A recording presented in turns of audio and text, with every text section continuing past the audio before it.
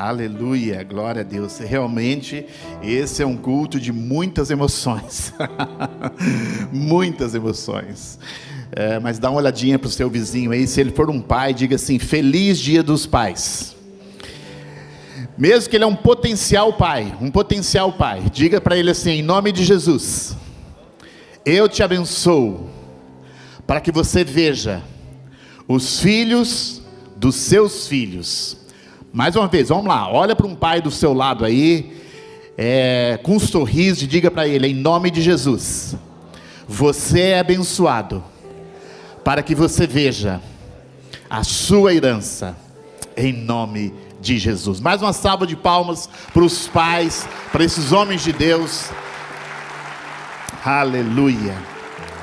Nessas últimas semanas eu estava pensando, se eu fosse embora e não voltasse mais, eu vou voltar, tá, gente? Nós vamos voltar. Dia 20 de fevereiro nós estaremos no aeroporto aqui de Curitiba, em nome de Jesus, tá? Então, nós vamos voltar. Como diria o nosso amigo Zagalo, né? Vocês vão ter que me aguentar ainda um tempo. Há mais um tempo. Mas eu pensei assim, se eu fosse resumir em uma mensagem o que Deus tem falado comigo nesses anos de caminhada com Deus, eu tentei fazer com que eu pudesse expressar aquilo que eu tenho passado durante 30 e poucos anos de caminhada cristã, nessa única mensagem. Então essa é a minha mensagem de vida. Se você já ouviu essa mensagem, ou o flash dessa mensagem, você provavelmente já ouviu, porque sempre eu toco nesse ponto, porque essa é a mensagem da minha vida.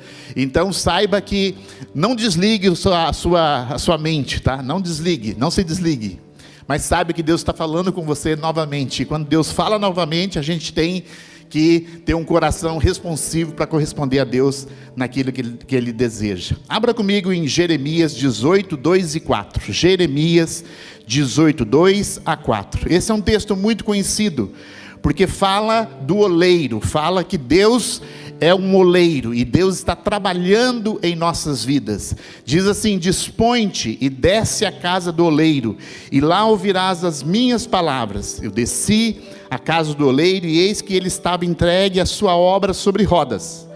Como o vaso que o oleiro fazia de barro se lhe estragou na mão, tornou a fazer dele outro vaso, segundo bem lhe pareceu. Tem uma outra versão, que eu gosto muito, que diz assim: levanta-se, vá à casa do oleiro, quando chegar lá falarei com você. Então eu fui à casa do oleiro, e não deu outra. O oleiro estava lá trabalhando com sua roda de madeira. Sempre que um pote de barro que ele estava trabalhando não saía ao gosto dele, como acontece às vezes quando se trabalha com barro, ele simplesmente começa de novo, usando o mesmo barro para fazer outro pote. Põe a sua mão no seu coração, feche seus olhos e diga assim: Senhor, eu estou disposto a ouvir a sua voz, a permitir que a sua palavra alcance o meu coração, e que ela possa produzir muitos frutos na minha vida, em nome de Jesus. Amém e amém. Esse texto começa com essa palavra, dispõe, ou dispõe-te. Na outra versão diz: levanta-se. Toda a caminhada cristã começa com dispor, meu e seu. Essa palavra dispor significa que você se levanta, significa que você toma uma posição, significa que você ouviu a voz de Deus e você começa a caminhar na voz de Deus, naquilo que Deus falou com você. Deus não pode mudar a sua escolha. Você tem escolhas para fazer na sua caminhada cristã. Se você quiser se afastar de Deus, Deus não vai impedir que você se afaste dele. Infelizmente, Deus não vai. Mas quando você dispõe o seu coração para segui-lo, para ouvi-lo, Deus começa a fazer uma obra na sua vida. Ele é um oleiro, e Ele está trabalhando um barro, Ele está trabalhando a sua vida, para que você possa ser transformado em tudo aquilo que Ele deseja para a sua vida. Dispõe-te, levanta-te, toma uma escolha, escolha corresponder ao Senhor, escolha inclinar o seu coração naquelas coisas que Deus tem para a sua vida. A sua escolha vai trazer para você aquilo que Deus tem para a sua vida. Quando você começa a dar passos em direção à vontade de Deus, Deus começa a operar a seu favor, mas a escolha é sua. Eu tenho que me dispor, eu tenho que me levantar, eu tenho que me posicionar, e eu tenho que dizer, eu quero. Aí o segundo passo, descer. A vida cristã nem sempre é um caminho de subida, na maior parte das vezes é um caminho de descida. Se você quer ser grande no reino de Deus, o que você tem que fazer? Tem que ser um servo, tem que ir lá para o final da fila, tem que se agachar, pegar uma bacia, lavar os pés do seu irmão. Isso é grandeza no reino de Deus. Tem que se humilhar. Se você quer viver, a Bíblia disse, Jesus disse, se você quer ganhar a sua alma, ganhar a sua vida, então você vai perdê-la.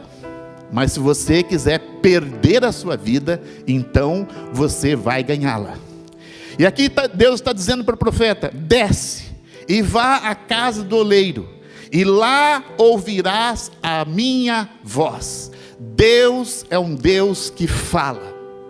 Eu pergunto para você, Deus fala com você? Você vai dizer, é óbvio que Deus fala. Deus fala de muitas maneiras. Deus fala através da palavra dele. Deus fala através de anjos. Deus fala através de visões. Deus fala de muitas formas. E provavelmente cada um de vocês aqui ouve Deus de alguma forma. E você é orientado por Deus. Mas se você quiser ouvir realmente Deus, você vai para esse lugar, que é a casa do oleiro. A casa do tratamento de Deus na sua vida. Por isso que o título dessa mensagem é Compreendendo a forma que Deus trata com você. Se você entender, compreender a forma pelo qual Deus lida com você, você vai dar passos largos para alcançar o propósito de Deus. E para isso eu quero dar 7 passos da transformação do barro em um vaso. Sabe que todos nós somos barro. Todos nós somos esse barro na mão do oleiro. E é um barro vivo. É um barro que fala. É um barro que resiste. É um barro que às vezes não quer se submeter àquilo que Deus está fazendo em nossas vidas. Até tem um versículo em Isaías, e esse versículo se repete em muitas outras passagens, que o vaso não pode dizer para o oleiro, por que você me fez assim? Ou por que você está fazendo isso na minha vida? Essa é uma coisa assim incompreensível, porque é subentende que o barro não tem vida em si mesmo. Mas nós, como barros, temos muita vida para ser tratado, tem muitas coisas para ser tirado em nossas vidas. Então, quando você entende esse processo de transformação, que é um processo que acontece só com você, não é igual ao seu vizinho. Esse é um processo único. Às vezes a gente olha como Deus está lidando com a nossa esposa, com os nossos filhos, ou com os nossos amigos, e a gente fica frustrado, porque a gente fala, por que Deus trata uma pessoa dessa forma e me trata de outra forma? Hoje é o dia dos pais. E se você tem mais do que um filho na sua casa, você sabe, não tem como tratar um filho da mesma maneira que o primeiro filho. Todos os pais que têm um segundo filho e quer tratar o filho de acordo com que tratou o primeiro, ele se frustra, porque os filhos são totalmente diferentes um dos outros. Eu já caí nesse laço. Tivemos a Vitória em 98, e depois, realmente eu me senti um pai muito inexperiente. Aí que eu fui saber toda a minha inexperiência como pai. Eu sempre achei o seguinte, que eu tinha lido alguns livros sobre casamento, e quando eu entrasse no casamento, eu ia tirar o casamento de letra. Gente, meu Jesus amado, eu vou escrever o livro ainda, o que não falaram a respeito de um casamento. Esse livro eu vou escrever. Mas eles não falam, as pessoas não falam a respeito de como você vai enfrentar quando você tem o primeiro filho. Nós tivemos a Vitória. Meu Jesus amado, eu não sabia.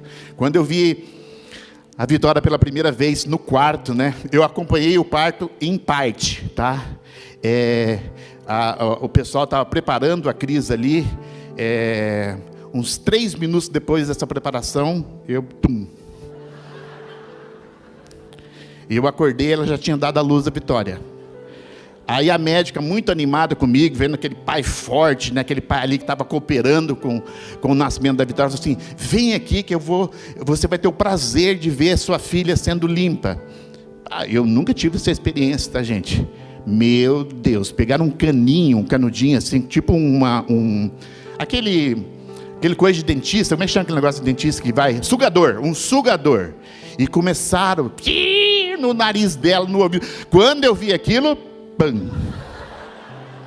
Desmaiei outra vez. Aí eu acordei, eu já estava no quarto. Falei, meu Deus, se eu ficar sentado aqui, que a próxima vez eu não posso fazer esse papelão de desmaiar. Mas quando ela chegou no quarto, ela chegou como um charutinho. Eu me lembro, eu levantei a Vitória nas minhas mãos e fiz igual o Rei Leão. Eu era o Rei Leão aquele dia. E eu levantei a Vitória das minhas mãos, eu consagrei a Vitória ao Senhor Jesus. E eu falei assim, eu vou tirar de letra, vai ser um pai maravilhoso. Gente, mas quando a Vitória chegou em casa, eu não sabia que as crianças faziam aquilo na fralda. Eu não sabia que ela via um charutinho, toda limpa. Ela chorava um pouquinho, entrava uma enfermeira, pegava, levava para lá. Era um cuidado diferente. Hoje faz um pouco mais diferente, mas naquela época era assim. E eu dei graças a Deus que era assim, tá, gente? Mas quando ela chegou em casa, quando começou realmente o reinado desse pai aqui, meu Jesus amado. E eu pensei, mas pelo menos, quando nós tivermos a segunda filha, então eu vou ser um pai maravilhoso. E quando tivermos a segunda filha, é uma nova história. Uma nova história, porque os filhos são totalmente diferentes. E nós precisamos aprender a lidar com os nossos filhos com outras ferramentas que nós não usamos com o primeiro filho. Os princípios são os mesmos, mas as ferramentas são outras. E Deus lida com você de forma única. Não tem como olhar para o lado, não tem como olhar para o vizinho, não tem como reclamar em Deus e falar assim: por que o senhor está fazendo isso comigo? O senhor não faz com o meu parceiro, com minha esposa, meu esposo, meu filho, meu amigo? Por que o senhor não faz isso com o líder de célula? Por que você não faz isso com o pastor? Muitas vezes eu orei, tá, gente? Ainda bem que o pastor Luiz não está olhando para mim aqui. Falei: Senhor, muda a vida desse pastor, Senhor. Eu já não estou aguentando. Senhor, por que o Senhor está fazendo isso com ele? Não faz isso comigo? Porque Deus te trata de forma pessoal. Você é único. E você está nas mãos de Deus com um propósito. Então vamos ver essas 7 etapas. Primeiro, é muito bom entender a diferença de processo e propósito. Eu e você precisamos passar por um processo para alcançar um propósito. Se eu não passar por esse processo, por essa escala de tratamento de Deus em minha vida, essas fases de tratamento de Deus na minha vida, dificilmente eu vou alcançar o meu propósito. Não tem como eu arrumar atalhos e eu dizer para mim mesmo: olha, já está bom assim, agora eu vou ser tudo que Deus quer da minha vida, mas eu não quero passar por essas fases. Não tem como. Deus pode esperar, e Deus é um Deus paciente por muito tempo, mas você vai ter que passar por cada uma das fases do processo de Deus para a sua vida. Por isso que é importantíssimo que você compreenda: Deus é um Deus de amor, Deus é um Deus de misericórdia. Deus não vai destruir a sua vida. Deus, como foi falado aqui muito bem, Deus é um Deus Pai. E eu gosto muito da nossa dessa frase que nós temos falado há anos: nós temos um pai, nós temos uma casa, nós temos uma herança. Nós estamos ali na casa do oleiro, sendo trabalhado por Deus, porque Ele deseja que a gente amadureça.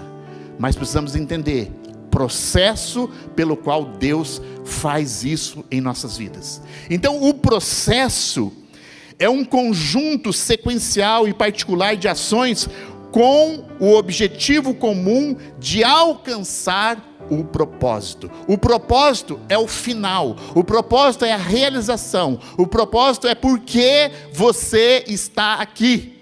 O propósito é por que eu recebi Jesus como meu Senhor e Salvador. Você pode pensar: para que eu quero ser uma pessoa próspera? Sim, isso faz parte do propósito. Eu quero ser uma pessoa que tenha uma vida abundante. Sim, isso faz parte do propósito. Mas é mais do que isso. Você é o desejo de Deus que você seja um agente ativo no reino de Deus, que você amadureça, que você possa se tornar um vaso de honra para Deus, que Ele possa te usar 100% das vezes que assim Ele quiser para a sua vida. Um vaso disposto, um vaso totalmente rendido nas mãos do Senhor.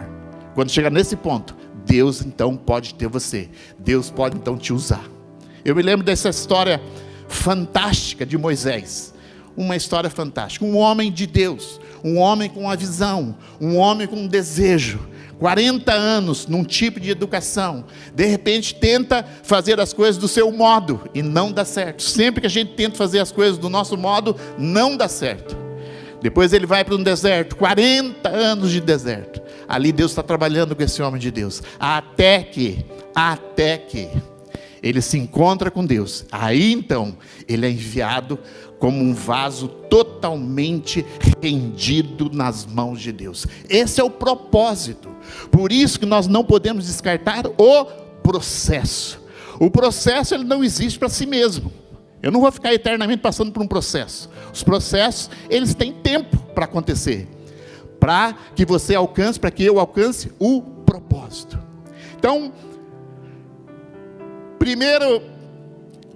primeira parte desse processo, primeira fase desse processo, a extração do material. O barro, ele é tirado num lugar chamado barreiro ou jazidas. Apesar de parecer tudo igual, cada barreiro tem uma característica, uma função e uma aplicabilidade. Ou seja, Deus te tirou, e apesar de a gente ser parecido um com o outro, Deus te tirou ali do império das trevas, te arrancou de uma profundidade de pecado.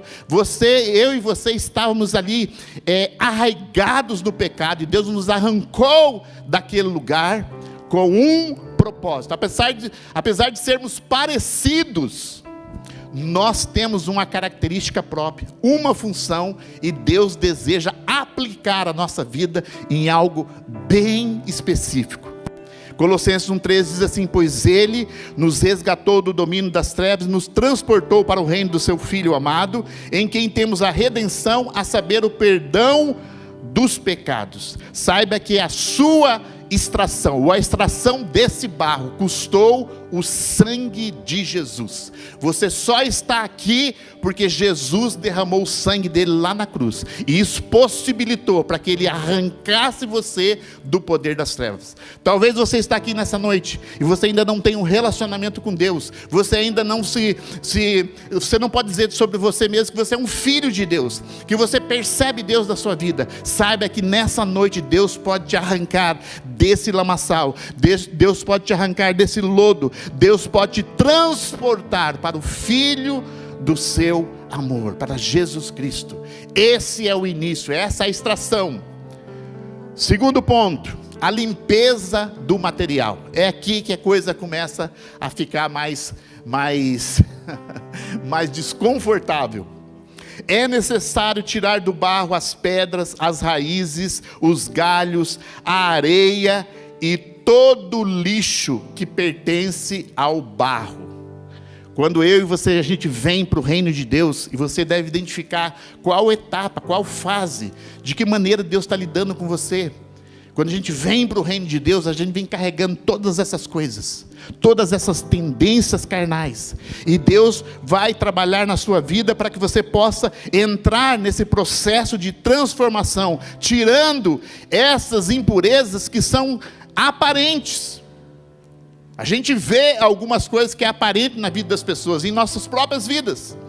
Deus trabalha para arrancar tudo aquilo que está impedindo que você seja um barro utilizável nas mãos dele. Efésios 4, 22, 24 diz assim: quanto à antiga maneira de viver, vocês foram ensinados a despir-se do velho homem, que se corrompe por desejos enganosos, a serem renovados no modo de pensar e a revestir-se do novo homem, criado para ser semelhante a Deus em justiça, em santidade, provenientes da verdade. Qual é o seu propósito? Por que que Deus te tirou lá do lamaçal do pecado? Por que que Deus está trabalhando, tirando as escórias desse material? Por que que Deus está trabalhando para tirar o lixo das nossas vidas? Eu gostei muito quando o pastor Hernani, ministrando aqui, disse assim, que Deus é um especialista em reciclagem. Tem tudo a ver com isso. Deus pega o que não são, Deus pega o lixo, Deus pega a escória, e Ele vai limpando, e Ele vai tirando, e Ele vai transformando as nossas vidas. Nesse versículo nós temos esse propósito: criado para ser semelhantes a Deus.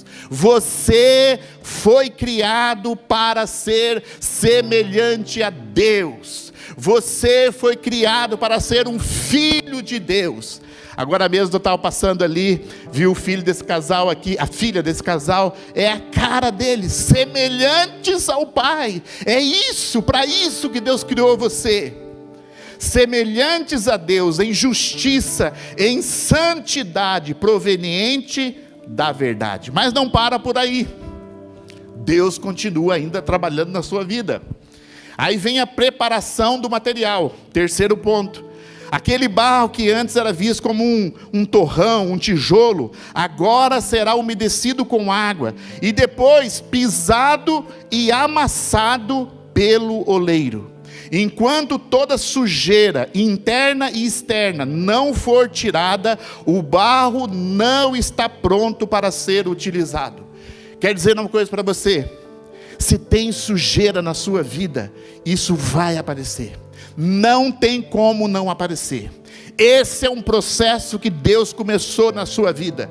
E quanto mais cedo você identificar qual fase, qual lugar que você está nesse tratamento de Deus, mais cedo você vai poder corresponder a Deus e ir para a próxima fase. Não tem como ir para a próxima fase só porque a gente é bonzinho. Não tem como ir para a próxima fase só porque a gente faz algumas coisas boas, porque você vem da igreja, porque você vai na célula. Essas coisas são muito boas e deve acontecer. Mas é mais do que isso, é mais profundo, é um encontro com Deus, é algo que realmente faz de você um barro preparado para a próxima etapa.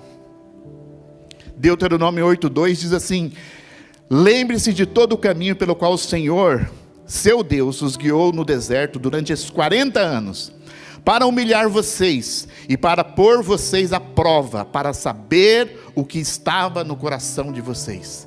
Essa etapa que o oleiro pisa no barro e amassa o barro é uma etapa extremamente desconfortável. Mas essa é uma etapa necessária na sua vida. Necessária na sua vida, porque Deus começa a mostrar o que está dentro do seu coração. Sabe, gente, eu tive uma família extremamente violenta, principalmente da parte da minha mãe. Pessoas violentas. E eu presenciei muita violência na minha vida. E eu rejeitava a violência profundamente. Profundamente. E eu imaginava, quando eu casar, essa última coisa que eu quero. Eu não quero brigar com a minha esposa, porque eu via parentes meus nesse ambiente tão difícil, nesse ambiente tão desgastante da violência. Mas eu mesmo Na medida que fui caminhando com Deus, Deus começou a tirar dentro do meu coração essa questão, essa coisa da violência. Isso pegou profundamente a minha vida, porque você se deparar com coisas que você nega, que você rejeita, que você fala, eu nunca vou fazer isso, é igual Pedro, né? Eu nunca vou te negar, e depois todas aquelas coisas começam a aparecer no seu coração, e você tem que permitir, trazer a luz, e permitir que Deus trate você profundamente. Isso nós estamos somente aqui na preparação do material, porque Deus vai nos colocar à prova. Aí você pode dizer, Senhor, mas eu escolho não passar por essa prova. Tudo bem, Deus vai te esperar. Isso é igual vestibular. Enquanto você não faz ou o Enem, ou estou falando do vestibular clássico, tá, gente? Porque eu sei que hoje em dia você pode entrar em faculdades de maneira muito diferente. Mas no vestibular clássico, tem algumas pessoas aqui que nós conhecemos que estão estudando para medicina, né? A filha do Marcelo é uma. Então, não é fácil. E ela tem uma concorrência enorme. Então ela tem que estudar noite e dia, trabalhar. Se ela não pode dizer assim, olha, eu vou passar em medicina, mas eu não vou fazer nada, nem a prova eu vou fazer, e eu vou estar naquele curso de medicina. Isso vai acontecer, gente? Não vai acontecer. Não vai acontecer. Porque Deus põe à prova as nossas vidas, para saber o que está dentro do nosso coração. Enquanto aquelas coisas que você nem nomeia não vierem para fora, você não está pronto para ir para o próximo passo. E o próximo passo é a extração do oxigênio ou das bolhas de ar do material. Sabe, gente, eu vi esses pontos baseado num especialista, num ceramista, numa pessoa que realmente trabalha com isso. Então, isso aqui é uma coisa real. E eu nunca tinha ouvido isso. Mas o barro, nessa fase, ele é coberto por uma lona preta.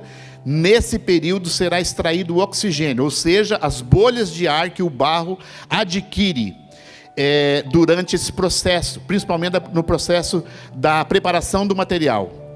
E depois ele vai sendo assim deixado naquele lugar para que tudo isso saia, essas bolhas de ar saia do material, e esse material ganhe uma consistência maior para que ele não trinque na próxima etapa. Agora, o barro fica lá até o ponto de ser moldado. Não tem como ultrapassar etapas. O barro, Deus vai deixar você naquele lugar até o ponto que você está disposto a encarar a próxima etapa que Deus tem para a sua vida. Hebreus 12, 4 e 11 diz assim: ora, na guerra contra o pecado ainda não tendes resistido até o extremo de derramar o próprio sangue. 11. Toda correção de fato no momento em que ocorre não nos parece ser motivo de alegria, mas de frustração. Mais tarde, no entanto, produz fruto de justiça e paz para todos aqueles que por ela foram disciplinados. Olha que coisa interessante.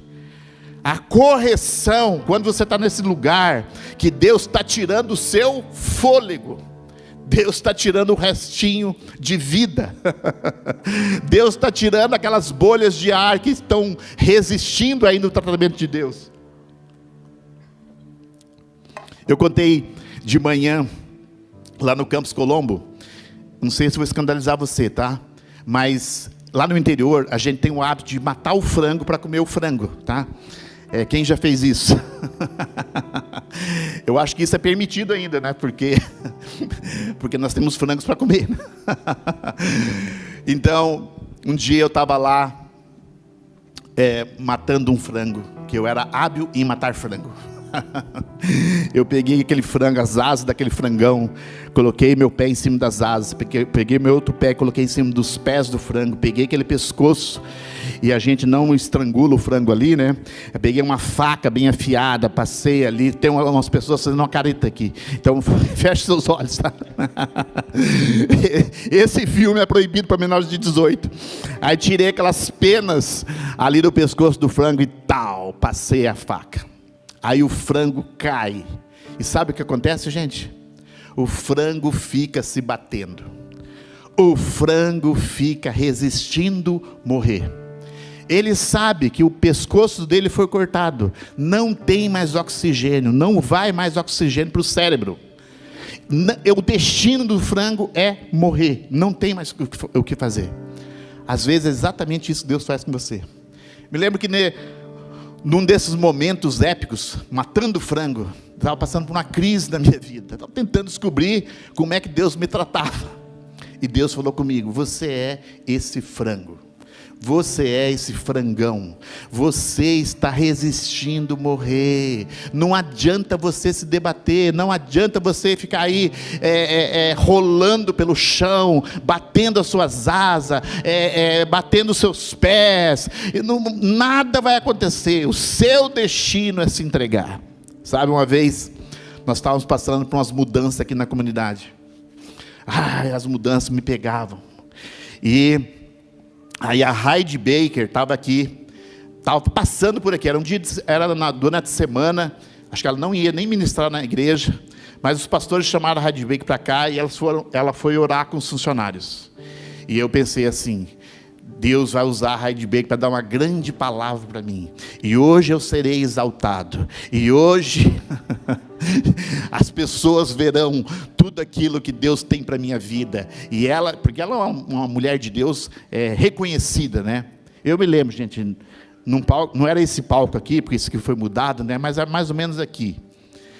Ela pediu para todo mundo ficar aqui, e ela pediu para todo mundo ficar do jeito que quiser, ou em pé, ou sentado, ou deitado. Aí eu, como um bom homem de Deus espiritual, eu deitei aqui para impressionar ela. E ela falou assim: eu falei, vai impressionar essa mulher, ela vai achar que eu sou realmente um grande homem de Deus, e ela vai pedir para eu levantar, e todos os funcionários, todos os pastores que estão aqui vão ver as grandes maravilhas que Deus vai fazer na minha vida, através da minha vida, através desse vaso. E ela foi um por um, e cada palavra era palavras tremendas. Você vai para isso, você vai para aquele lugar, Deus vai fazer isso na sua vida. E foi chegando, se aproximando de mim ali, e eu olhei com a expectativa. Aleluia, glória a Deus. Fala, Senhor, fala tudo que o Senhor tem para mim nessa manhã. Me honra nessa manhã, na presença aqui dos meus líderes. Fala tudo.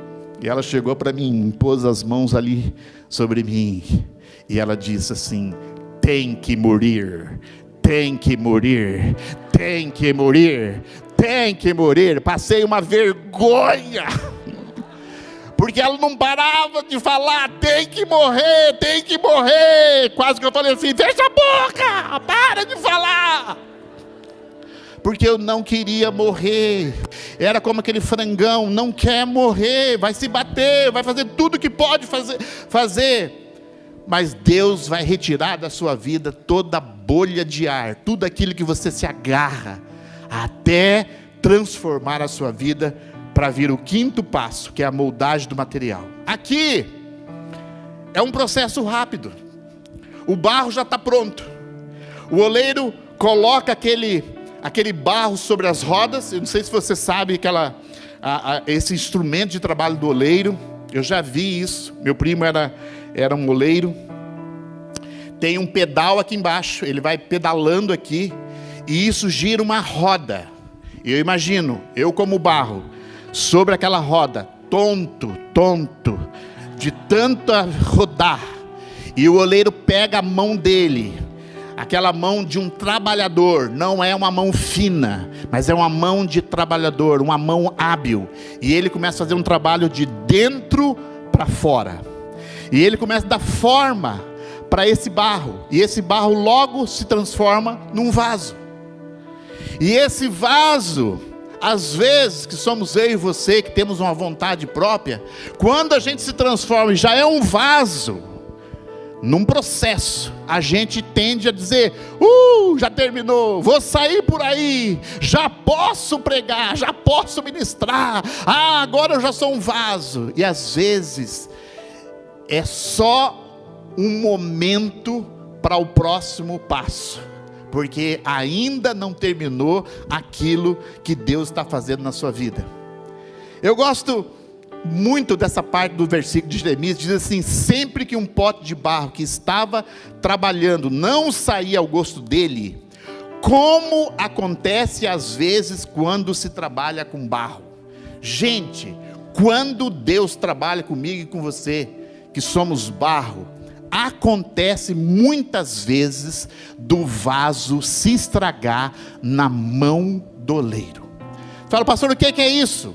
É a minha resistência, é a minha falha de caráter, é as coisas profundas da minha vida que não foram ainda lidadas, que não foram expostas, e não vai passar para outra fase até que isso vai ser identificado pelo oleiro. Agora, sabe de uma coisa boa?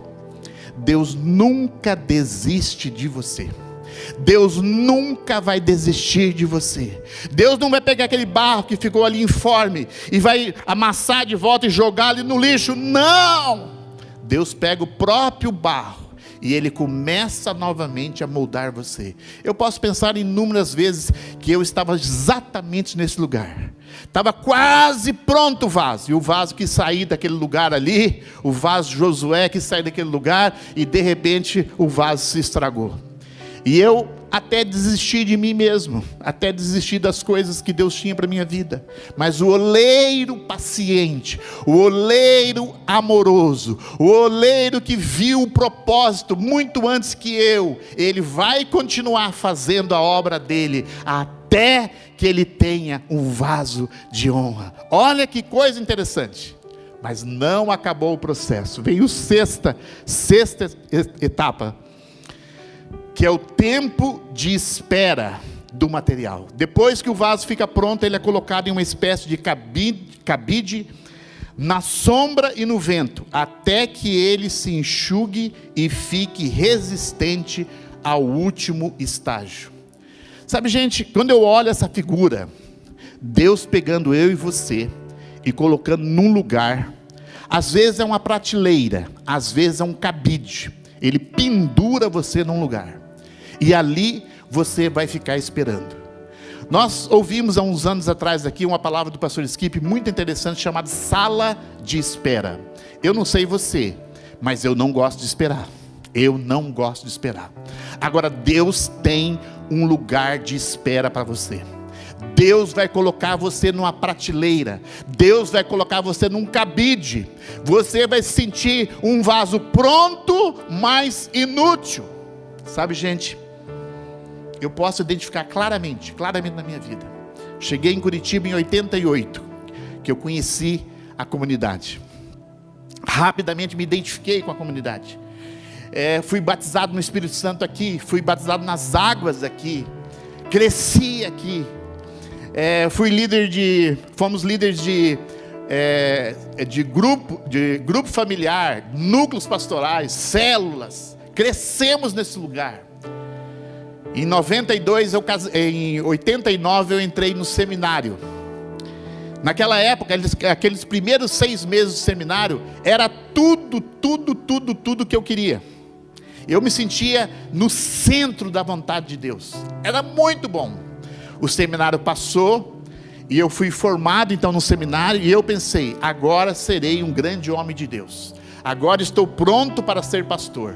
Então quase que eu escrevi uma cartinha de recomendação de mim mesmo, como eu era uma pessoa tão boa para o pastor Miguel, mas eu não tive coragem, tá?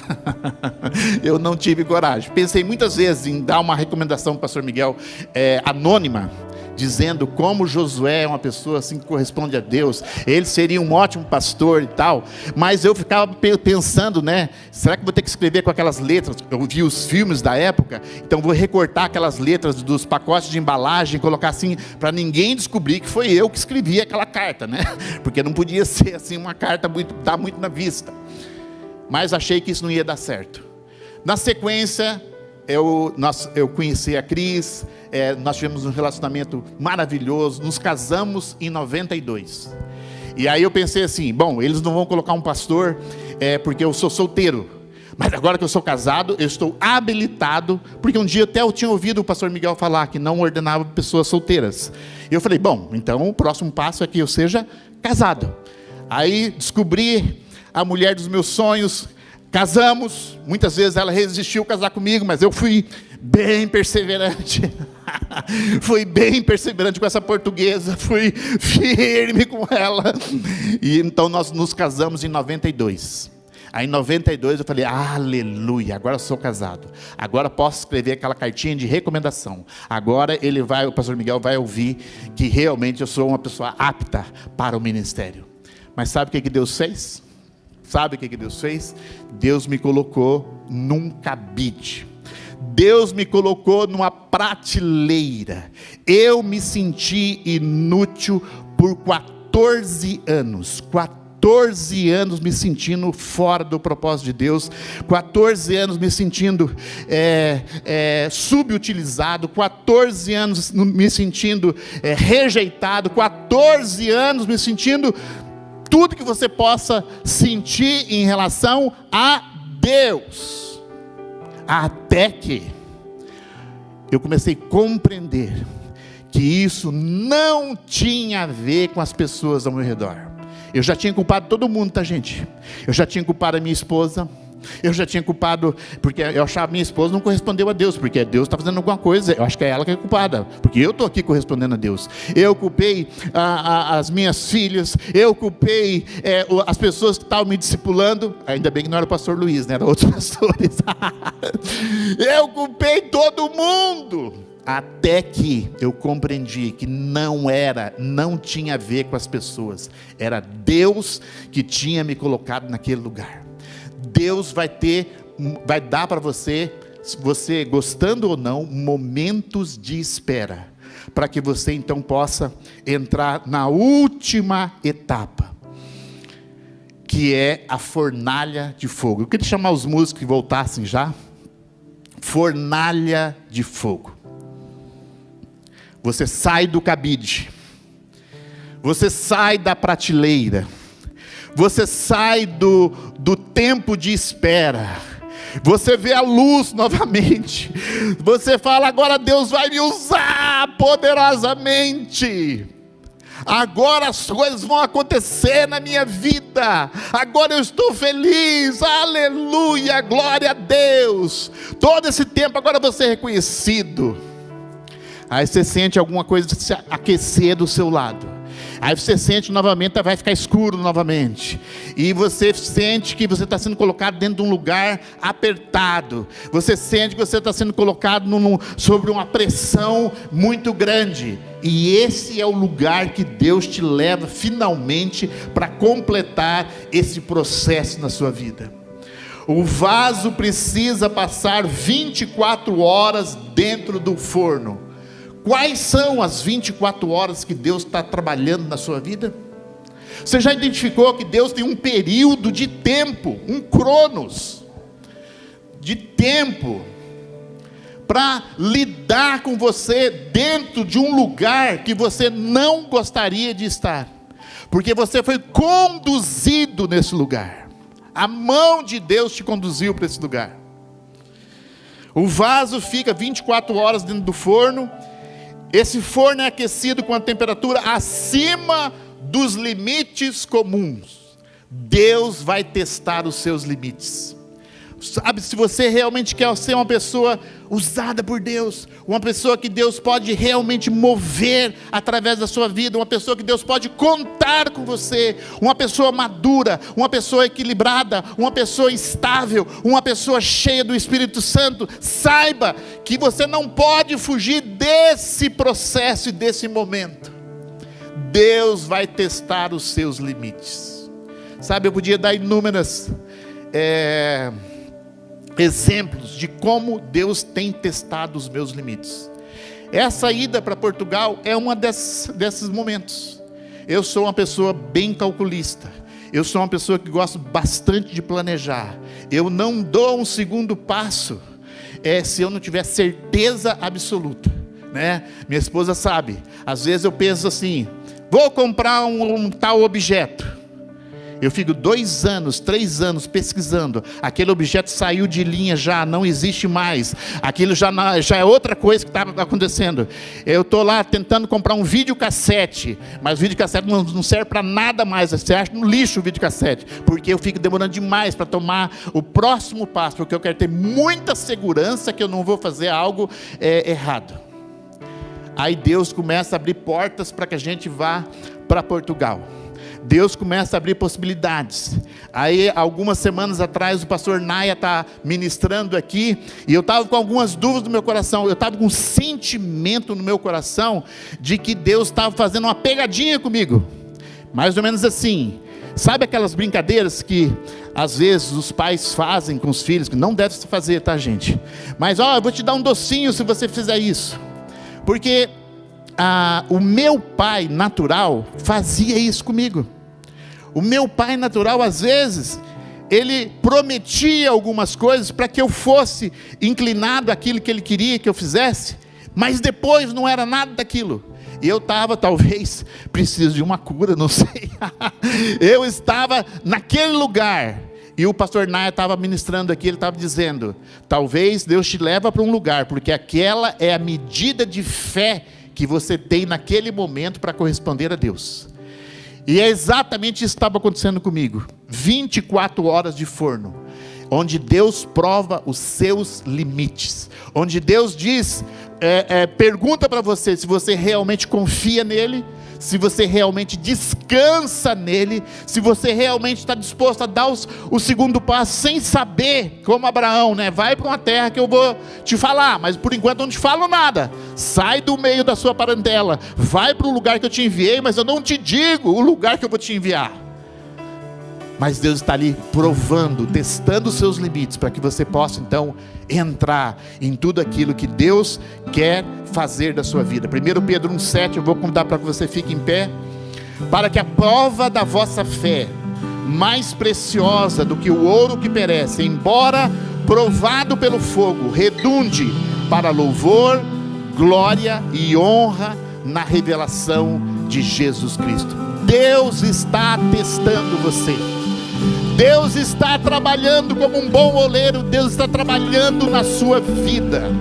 E quando você identifica, quando você discerne, quando você compreende que isso não tem a ver com as pessoas ao seu redor, isso não tem a ver com o seu líder de célula, não é os pastores que estão pegando no seu pé, quando você compreende que esse é um processo de Deus na sua vida, as coisas se tornam mais simples, não mais fáceis, mas mais simples, porque você vai sendo passo a passo conduzido por esse Deus de amor que ama você e que tem um propósito específico para a sua vida. 2 Coríntios 4,7 diz assim: nós temos, porém, este tesouro em vasos de barros, para que a excelência do poder seja de Deus e não nossa.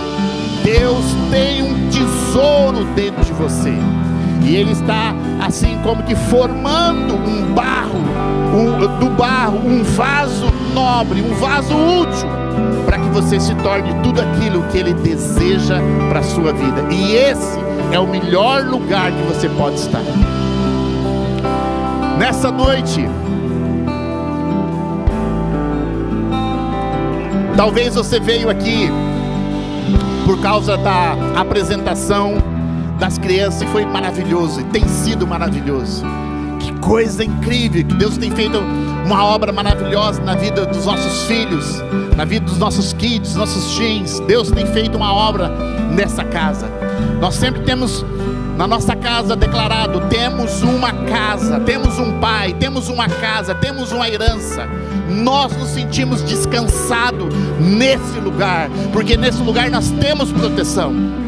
Talvez ainda você se sente sem um pai, talvez você se sente sem uma casa, talvez você nem saiba que você tem uma herança, talvez você foi convidado aqui nessa noite, mas você está como aquela porção de barro ainda lá no barreiro, ainda lá nas jazidas de barro.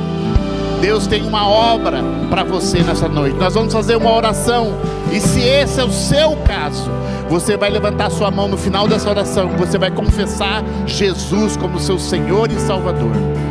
Vou pedir para que todos fechem seus olhos, para que abra suas mãos e faça essa oração comigo. Diga assim: Senhor Jesus, nesta noite eu compreendo que eu sou esse barro, eu estou afundado nesse lugar, sem esperança, mas eu creio no meu coração, eu confesso com a minha boca que Jesus Cristo é Senhor, e com essa confissão eu tomo a decisão de receber Jesus Cristo na minha vida, em nome de Jesus, amém e amém.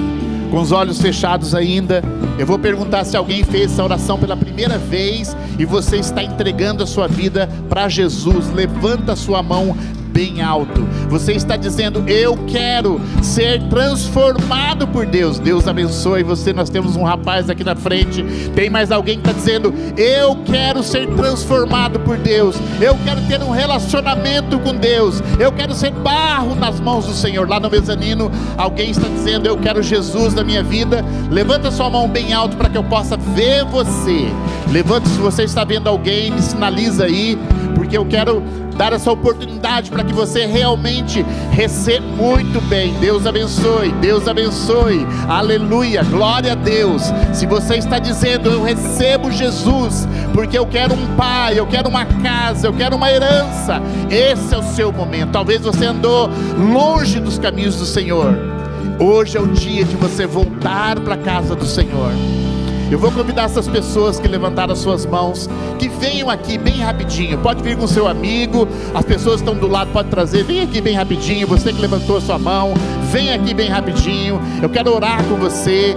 Não se envergonhe, Deus tem algo bom para você, Deus tem algo bom para a sua vida. Deus tem coisas boas para fazer na sua vida nessa noite. Você vai ser chamado filho de Deus, filha de Deus. Você vai ter um lugar na mesa do Senhor. Coisas maravilhosas vão acontecer na sua vida. Não se envergonhe, venha rapidinho aqui, que eu quero orar com você nessa noite e abençoar a sua vida em nome de Jesus. Pode chegar aqui. Aleluia, glória a Deus, aleluia. Muito bem, aleluia, glória a Deus. Sabe, quando vocês fazem essa decisão, pode olhar para mim aqui, nós vamos orar mais uma vez. Quando vocês fizeram essa decisão, Deus está escrevendo o nome de vocês no livro da vida. Vocês vão ser chamados de filho e filha de Deus. Vocês vão poder ler a palavra de Deus, ela vai fazer sentido para vocês. Quero orar para vocês, para confirmar. Estenda sua mão para cá. Pai, nós abençoamos essas pessoas, esse homem, essa mulher, Pai, e declaramos em nome de Jesus um novo tempo, Pai. Que seja consolidado no coração deles a graça do Senhor, Pai, e que eles saiam daqui nessa noite dizendo: sou filho de Deus, sou filha de Deus, amado, aceito em nome de Jesus. Sabe mais uma coisa tremenda que acontece? Quando vocês confessam Jesus como Senhor e Salvador, vocês ganham uma família. E eu queria que vocês virassem para lá, porque essa família vai receber vocês e vai ajudar vocês a andar em tudo que Deus tem para vocês.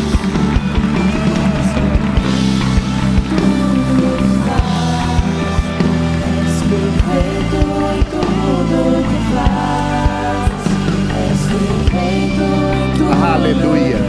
Eu queria que vocês acompanhassem aquela placa. Nós queremos dar um presentinho para vocês, queremos orar por vocês. Então acompanhe aquela placa ali. Deus abençoe muito vocês. Vamos dar mais uma salva de palmas para essas pessoas. Aleluia. Nosso tempo já está bem avançado, mas eu não quero deixar de fazer um apelo. Hoje é o dia dos pais. E quando você, pai, compreende como Deus está tratando você, isso vai trazer uma influência tremenda sobre a sua família. Quando você compreende aquilo que Deus está fazendo na sua vida, a sua família vai ser alavancada para receber tudo aquilo que Deus tem para você dentro da sua casa. E infelizmente, quando um pai não compreende, não anda, não decide, não escolhe corresponder a Deus nesse processo pessoal, ele afeta negativamente toda a família. Mas a verdade é, se você está compreendendo, se você está aceitando, se você está dizendo, é isso que eu quero, então você está dizendo, eu quero que Deus me transforme, que eu seja na minha família esse vaso de honra que abençoa toda a minha família. Eu queria convidar todos os pais que viessem aqui na frente. E eu queria pedir que os pastores, os coordenadores, os assessores e os líderes de célula viessem aqui na frente também, orar por esses homens de Deus.